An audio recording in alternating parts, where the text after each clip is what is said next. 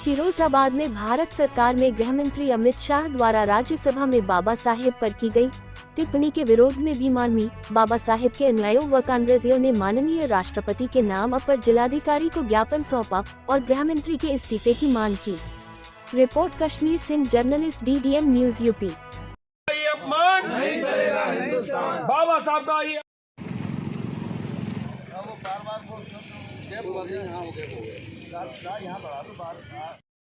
होश में आओ, होश में आओ, होश में आओ, अमित शाह होश में आओ, होश में आओ, होश में आओ। बाबा साहब का अपमान नहीं सहेंगे, नहीं सहेंगे, नहीं सहेंगे। बाबा साहब का आप लोगों ने मीडिया बंधुओं को भी मालूम है जो अमित शाह ने राज्यसभा सदन में बाबा साहब को बारंबार नाम लेकर अपमानित करने का काम किया है। बताते हैं कि बाबा साहब जो लगे रहते हैं। अगर किसी भगवान का अगर नाम लिया होता तो स्वर्ग में पहुंच जाते। मैं उसी सापेक्ष में कहूँगा कि हमारे समाज में अगर हमारे भगवान हैं, भगवान से भी ऊपर अगर हैं तो हमारे बाबा साहब हैं। ये देवी देवता या राम को जो ये लोग कहना चाहते हैं कि ये स्वर्ग में जाएंगे, और हम कहते हैं कि जो बाबा साहब का नाम रटेगा, बार बार बाबा साहब का नाम रटेगा है, वो स्वर्ग में नहीं IAS PCS बन के गद्दियों पर सीटों पर पहुंचेगा। ये बाबा साहब का संदेश था और ये बाबा साहब के संदेश को इस तरह से अपमानित करने का काम कर रहे हैं। मैं कहता हूँ अमित शाह जी, आप बाबा साहब के चरणों में पुष्प अर्पित करके सारे के सारे अम्बेडकर अनुयायियों से माफ़ी मांगने का काम करें। बहना, अभी तो आज हमने ज्ञापन दिया, अगर आप लोगों ने माफ़ी नहीं मांगी तो कल और धरना होगा, कल दूसरा धरना होगा। मेरा नाम JP जाटव है। आज जो ज्ञापन सौंपा है किस संबंध में सौंपा है?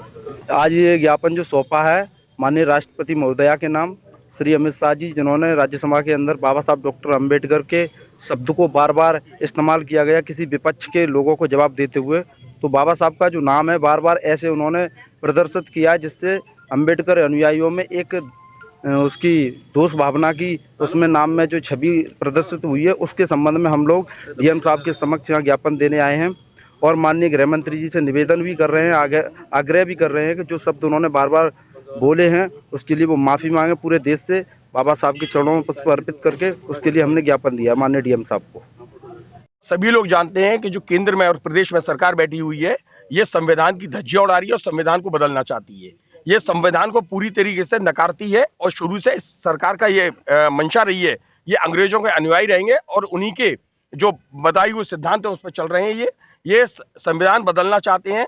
उसी के कड़ी में आपने देखा होगा कि पार्लियामेंट में अमित शाह जी ने एक बयान दिया कि लोग फैशन बन गया है कि अम्बेडकर अम्बेडकर अम्बेडकर अम्बेडकर अम्बेडकर बोलते हैं।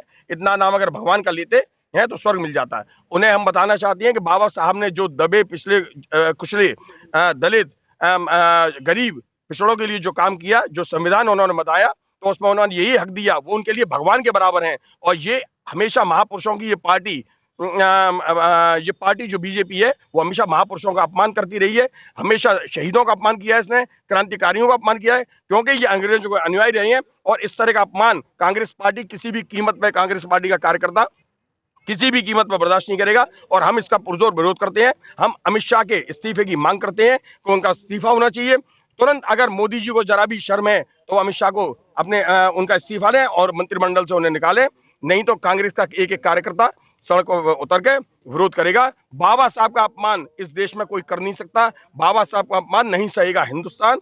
अमित शाह इस्तीफा दो।